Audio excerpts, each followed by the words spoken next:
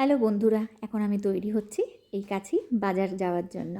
এখানে বাজার বলে অ্যাজ সাচ সেরকম কিছু নেই। রয়েছে মার্কেট, যেখানে সব কিছুই র্যাপ করা থাকে মোটামুটি। তো আমার কাছে যেই মার্কেটটা রয়েছে সেটা ঠিক ইন্ডিয়ার সব কিছু মোটামুটি পাওয়া যায় না, কিন্তু ইন্ডিয়ান মার্কেটটা এখান থেকে প্রায় 1 ঘন্টা দূরে। আর আমার ছেলে কিছুতেই হাঁটতে চায় না। তো যাই হোক, চললাম কাছাকাছি একটা মার্কেটে। তো এই মার্কেট যাওয়ার পথে অনেক সুন্দর ভিউ পড়ে, যেটা আমি যখনই বেরোই না কেন তখনই আমি ভিডিওটা টুক করে করেই নিই। আর আমার হাজব্যান্ড যথারীতি একদম পছন্দ করে না, কেন ভিডিও করছো, কেন এই করছো, এখানে কেউ ভিডিও তোলে না। But I just love the nature. এখানে এত ক্লিন, সবাই এত ফ্রেন্ডলি। তোমাকে রাস্তায় রাস্তায় যখনই তুমি যার চোখাচোখি হবে না কেন, তারা তোমাকে গ্রিট তো বঞ্জো বলে করবেই। কিন্তু আমার কেন জানি না হঠাৎ করে আসেও না। Good morning, good night, hello, bye, এগুলোই চট করে চলে আসে।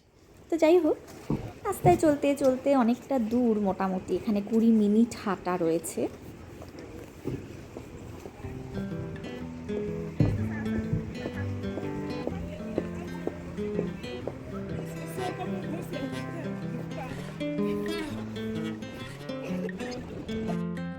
অবশেষে চলে এলাম মার্কেটে।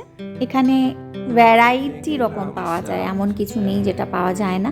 তবে ইন্ডিয়া মার্কেটে আমি শুনেছি, আমি এখনও গিয়ে উঠতে পারিনি কেন, অনেকটা দূর। সেখানে তুমি ইন্ডিয়ান ভেজিটেবল, শাক সবজি, চাল ডাল, এখানে আমাদের মেন রাইস যেটা সেখানে সেভাবে পাওয়া যায় না, তো আমাকে অর্ডার করতে হয়। কিন্তু এখানে নানা রকম তোমার ফ্রুটস, চিকেন, মাটনটা কেন জানি না ভীষণ মিস করি, মাটন আমি এখানে পাইনি। বিফ থেকে শুরু করে সমস্ত কিছু তুমি এখানে পেয়ে যাবে তোমরা। আর ভীষণ নিট অ্যান্ড ক্লিন, কিন্তু মাছের মার্কেটের ওই এরিয়াটাতে আমি একদম যেতে পারি না, প্রচণ্ড রকমের গন্ধ। কিন্তু ভীষণ ওয়াইড, ভীষণ বড়। আর এখানে সব কিছু সেলফ মেড, তুমি বিলিং বলো, যাই কিছু বলো না কেন, ওগুলো তোমাকে নিজেকেই করতে হবে। আর আমার ছেলে মেয়ের তো বায়নার শেষ নেই, চকলেট, এই সেই, কোল্ড ড্রিঙ্কস, ফ্রুট জুস, খুব এনজয় করেছি সেদিন।